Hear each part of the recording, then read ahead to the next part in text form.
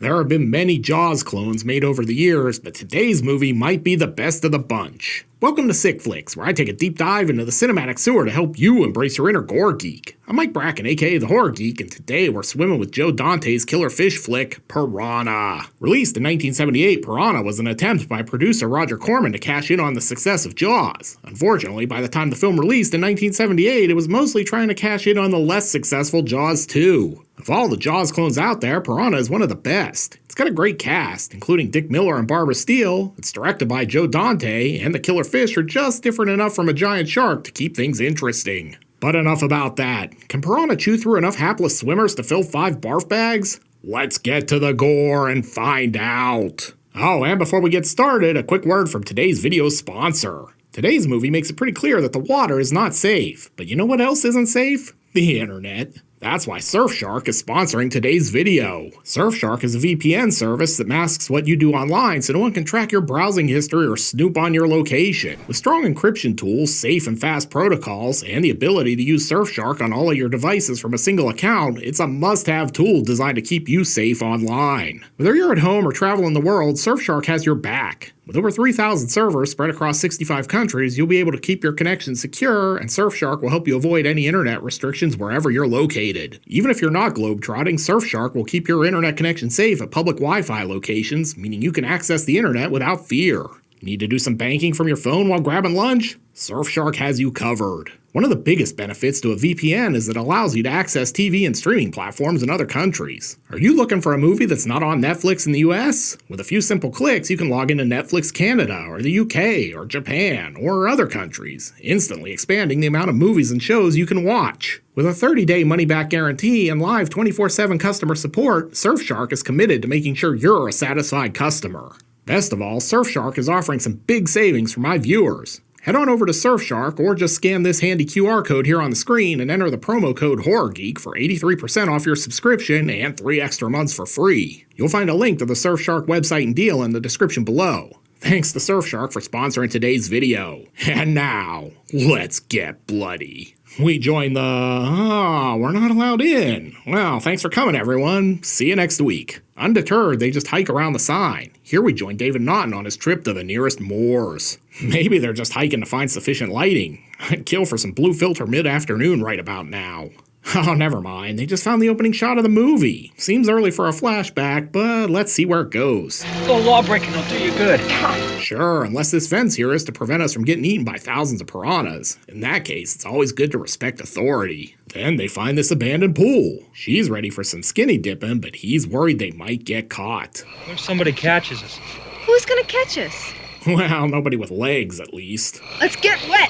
Hell yeah. No, not like that, you pervs. She means they're gonna swim. Despite the warnings, our 2 dimwits decide to do a little skinny dipping in a top-secret pond. I'm sure this is gonna end well. Yeah, called it. Looks like Budget David Naughton could change his name to David Nod-On. And now the full moon is gonna turn him into a werewolf, I think. Wait, what was this movie again? Then they get the girl. Does this mean they're gonna dock her pay? She never could handle peer pressure. Man, this movie is so badass, not even the title card survives. Starring Bradford Dillman. Maybe the most 70s showbiz name ever outside of Leif Garrett. Do kids even remember Leif Garrett? Christ, I'm old. Co-starring Dick Miller. What are the odds he gets killed in the first act? Plus, we get the queen of scream queens, Barbara Steele. Man, the supporting cast here is better than the stars. Produced by Roger Corman. Do you think he'll reuse the piranha costumes for humanoids from the deep? Fingers crossed. Screenplay by John Sayles. He probably wrote this the same day he wrote Alligator. And directed by Joe Dante. He's done lots of great movies, but my favorite is Explorers. Best use of a tilt-a-whirl ever. I know you thought I was gonna say Gremlins. Man, this Jaws arcade game makes the LJN Nintendo version look like Elden Ring. Budget Sybil Shepherd thought she was gonna be in the next Jaws movie, but it turns out she was playing Jaws in a Corman movie. You always gotta read the fine print with Roger. While Sybil heads out to find the plot, we cut to the movie Squirm, already in progress. But seriously, it's just an old guy delivering booze to our hero. He's gotta get through this movie somehow. Not gonna lie, I feel like this guy should be the Crazy Ralph of this movie. That river's got a death curse. What do you got up here? I got scotch. As long as that scotch is J&B, I'll allow it. I'm also not convinced this guy isn't up here doomsday prepping and starting a militia to overthrow the government. Back in the Sybil plot, we join her as she inches ever closer to the oasis of the zombies. Let's hope she doesn't run into any stock footage. And that Jeep is angry. You could say things are getting pretty heated.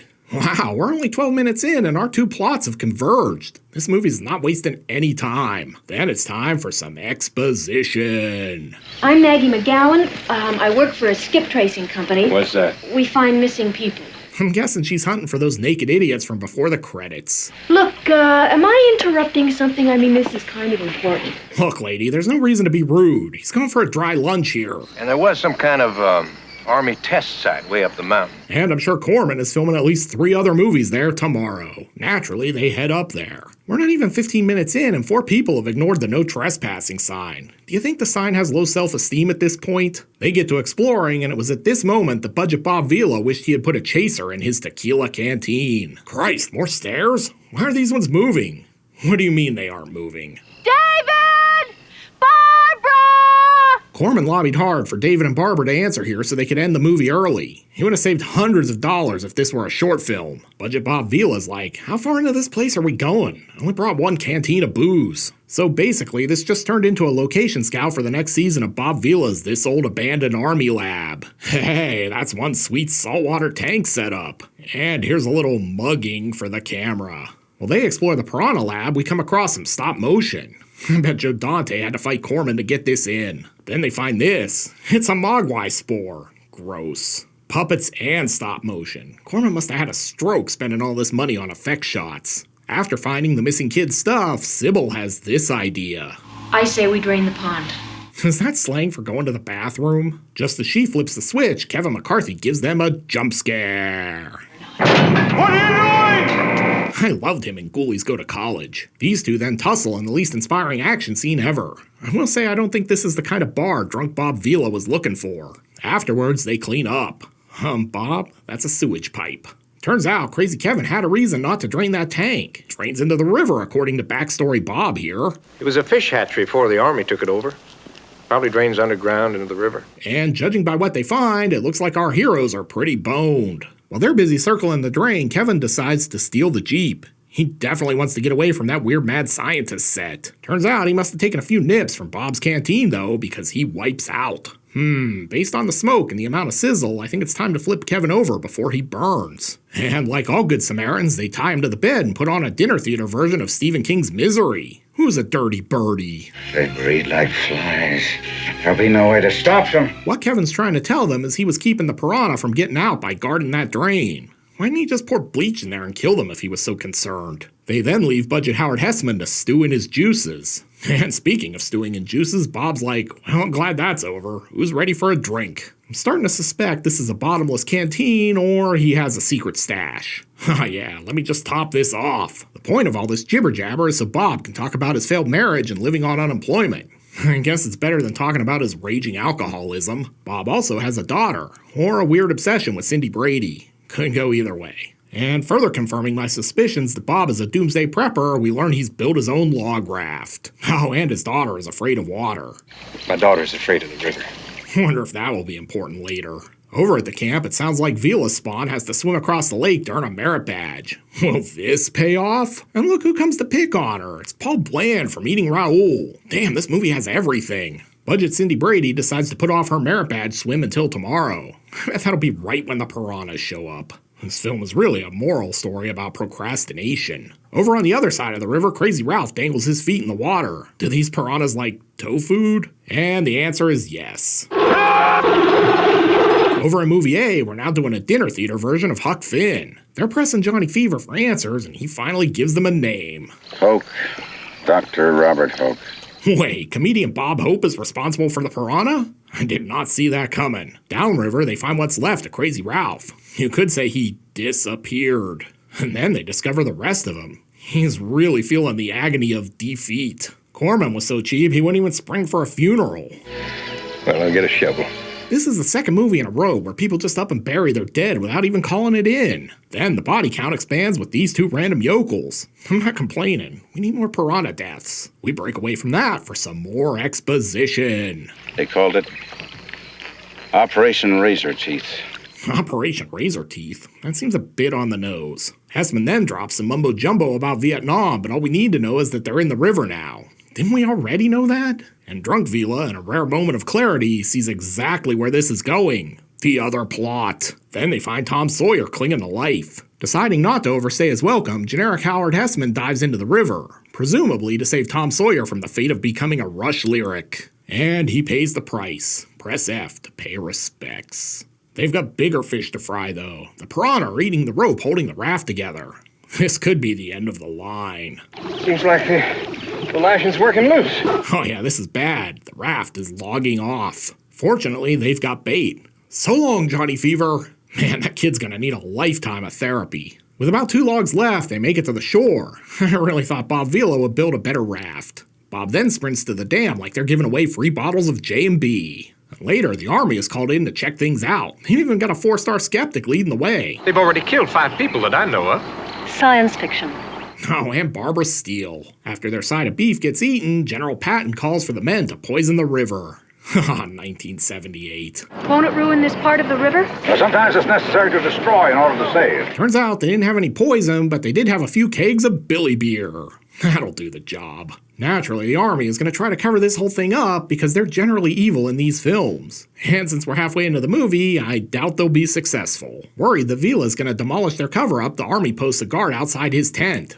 They don't need guards, just put an open bar in there. He'll never leave. Afraid to miss happy hour, Bob sends Sybil out to distract the MP, played by screenwriter John Sayles. Are you gay? What? Oh, She uses her feminine wiles to distract him. look up in the sky! It's Superman!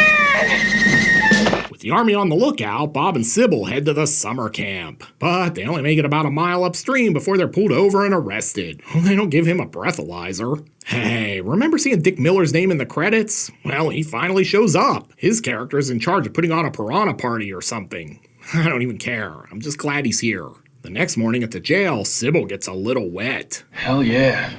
Not like that, Danny. She's trying to escape. This is getting pretty serious. She's about to beat this guard to death with the toilet lid. By God, she hit him with a foreign object. Man, my Jim Ross still sucks. 3 years in, and you'd think I would be getting better at this. And now it's time for the Aqua Arena. The piranhas can't believe their luck right now. It's like a buffet is about to open. Paul Bartel serves up the appetizer. He just needs to wrap these kids in seaweed and rice first. Cindy Brady, meanwhile, has no choice but to swim today. It's kind of weird that he's sending her out with a bottle of Tabasco sauce. But Cindy's gonna avoid the water by reenacting her favorite scene from Sleepaway Camp. It's the right call because the fish have chosen to eat the veal. Dante wouldn't have gotten away with this in Gremlins. And now Paula's in some trouble. Maybe he can use that starter pistol on at least one of them. Cindy Brady springs into action and rows her boat out onto the water. And unlike her dad, she didn't need any liquid courage to do it. The fish are going to town on these kids. Speaking of which, have you noticed how long it's taking them to eat these children? They turned David Naughton into bones in like 2 seconds. Unfortunately for the brunette counselor, someone had to die in this scene, and it's not going to be a 10-year-old.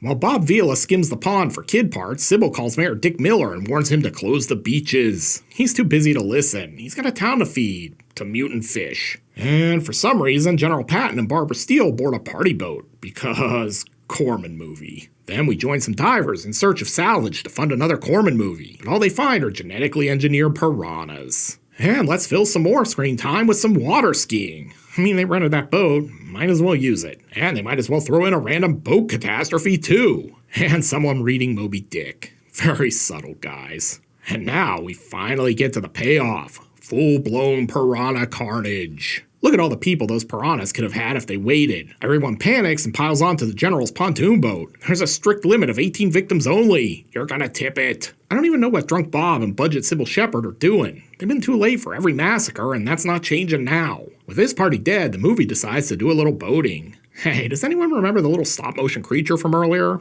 That was this movie, right? To make up for all his drinking and sinning, Drunk Bob Vila decides to swim down under something to release some pollution into the river.